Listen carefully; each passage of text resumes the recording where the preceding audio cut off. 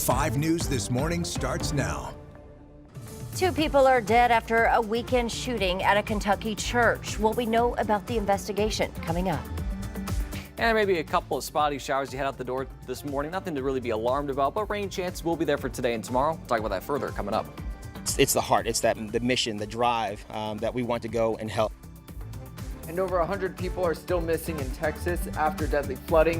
Ahead, we'll tell you about a local volunteer group heading south to help with relief efforts. Now first, a live look outside in Rogers here at 6:30. Good morning to you there. Thanks for joining us here on 5 News and 5 News Plus. Danny, a bit of a foggy morning there at the end. Yeah, foggy a little bit, and a lot of that could be a little bit of that moisture kind of hanging around, so we could see some spotty showers as well. Nothing that's going to ruin any commutes, but just something to keep an eye on, that it could be a little bit foggy in some areas and could be a little bit wet in some areas. We'll show you another shot. We'll go to the other end of the area. We'll go to Poto, 75 degrees. We always love showing this shot. It's a beautiful, gorgeous shot of the region. 72 for that dew point. So as I mentioned, there is a lot of humidity in the air, so with moisture plentiful, it doesn't take much to see just a little bit of a spotty shower across the board. So you notice, again, we're pretty much scrunched, or kind of crunched, I should say, from north to south. A couple of spotty showers here in Benton County, a little bit in Madison County, then into southern LaFleur and far southern areas of Scott County. Nothing to really be alarmed about, but as you head out the door this morning, yes, could be seeing a spotty shower or two. For the most part, though, we'll be dry through the early afternoon hours. Then things will pick up during the afternoon,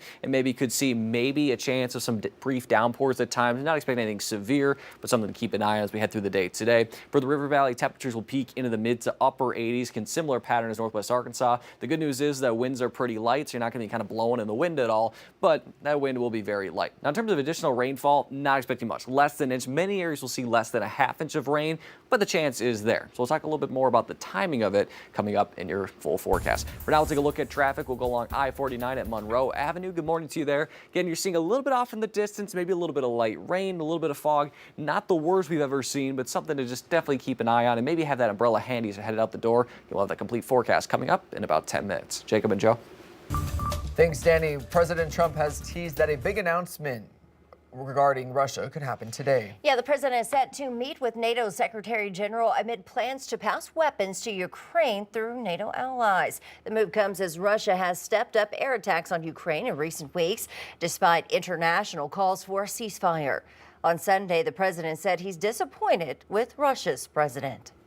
Thought he was somebody that meant what he said, and he'll talk so beautifully and then he'll bomb people at night. We don't like that. Meanwhile, on CBS's News Face the Nation, Senators Lindsey Graham and Richard Blumenthal pushed a bipartisan Senate bill. It would allow the U.S. to put a 500% tariff on countries that continue to purchase oil from Russia. This comes as both the European Union and Mexico say they're both seeking trade deals with the U.S. after President Trump threatened to hit both with a 30% tariff starting August 1st. The EU has postponed retaliatory measures on U.S. goods that were set to kick in today. And a shooting spree over the weekend left multiple people dead and injured in Lexington, Kentucky.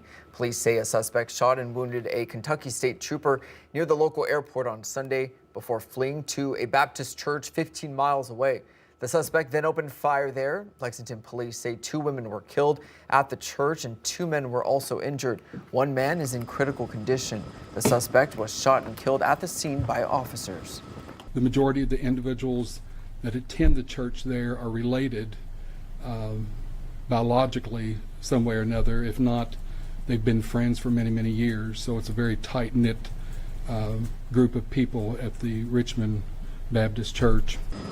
Police say the state trooper who was shot at the airport is in stable condition.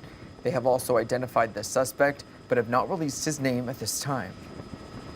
Well, now to the search for victims from the deadly floods in central Texas. Over the weekend, more rain and the threat of flash flooding forced crews to temporarily pause their search. Bradley Blackburn has more on where things stand.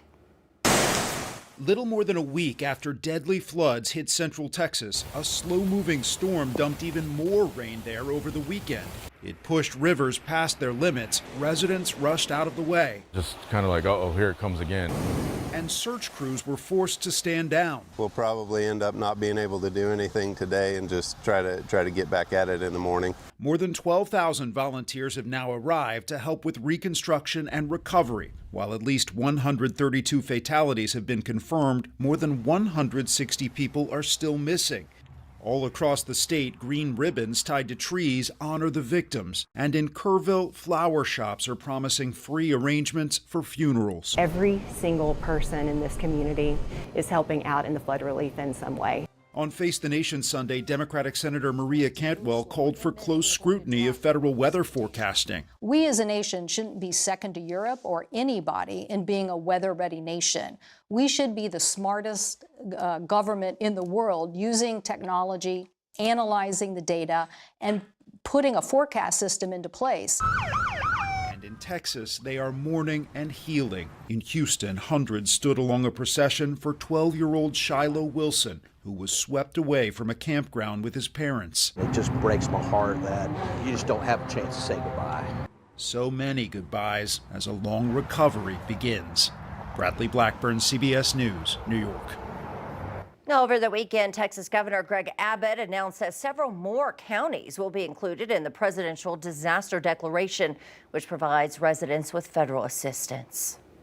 Local organizations are now stepping in with some disaster relief there in Texas. Sheepdog Impact Assistance volunteers headed out for Liberty Hill over the weekend.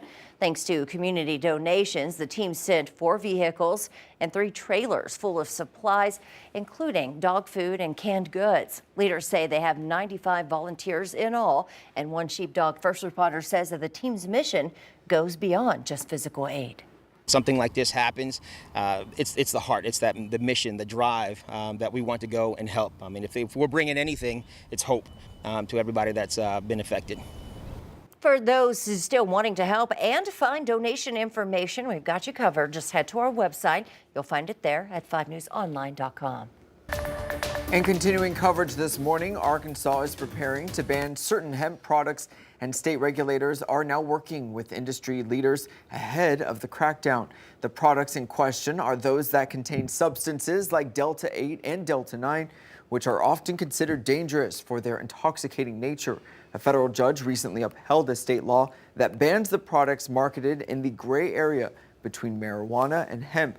Over the past week, lawmakers went back over the rules that get them off store shelves. Over 1,500 permits that our agents have visited, performing courtesy visits, just advising them of the ruling and that these products are going to become illegal very soon, directing them to remove them from their stock immediately. Other products in the hemp family, like CBD, that are often marketed for medicinal qualities, likely won't fall under the ban.